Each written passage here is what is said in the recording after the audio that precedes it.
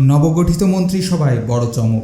বিদ্যুৎ, জ্বালানি ও খনিজ সম্পদ মন্ত্রণালয়ের প্রতিমন্ত্রী হিসাবে শপথ নিয়েছেন যশোর ৩ আসনের নবনির্বাচিত এমপি অনিন্দ ইসলাম অমিত। এ খবরে যশোরে বিএনপি নেতাদের মধ্যে উচ্ছ্বাস দেখা দেয়। আজ বিকাল ৫টায় জেলা বিএনপির কার্যালয়ের সামনে আনন্দ মিছিল ও রং ছিটিয়ে উদযাপন করা হয়। তিনি প্রয়াত বিএনপি নেতা ও সাবেক মন্ত্রী তরিকুল ইসলামের পুত্র। ঝিনাইদহ ক্যাডেট কলেজ ও ঢাকা বিশ্ববিদ্যালয়ে পড়াশোনা শেষে ব্যবসা ও রাজনীতিতে যুক্ত হন।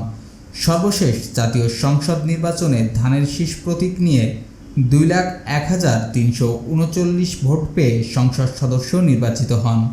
দলীয় সূত্র বলছে, এই দায়িত্ব যশোরবাসীর প্রত্যাশা পূরণে নতুন সম্ভাবনার দ্বার খুলে দেবে। একদিকে কেন্দ্রীয় মন্ত্রিসভায় শক্ত অবস্থান, অন্যদিকে তৃণমূল রাজনীতির অভিজ্ঞতা। দুয়ের সমন্বয়ে তিনি রাখতে পারেন কার্যকর ভূমিকা। নতুন সরকার, নতুন দায়িত্ব। এখন দেখার পালা উন্নয়নের প্রতিশ্রুতি কত দ্রুত বাস্তবে রূপ নেয়। ডেস্ক রিপোর্ট, দৈনিক যশোর।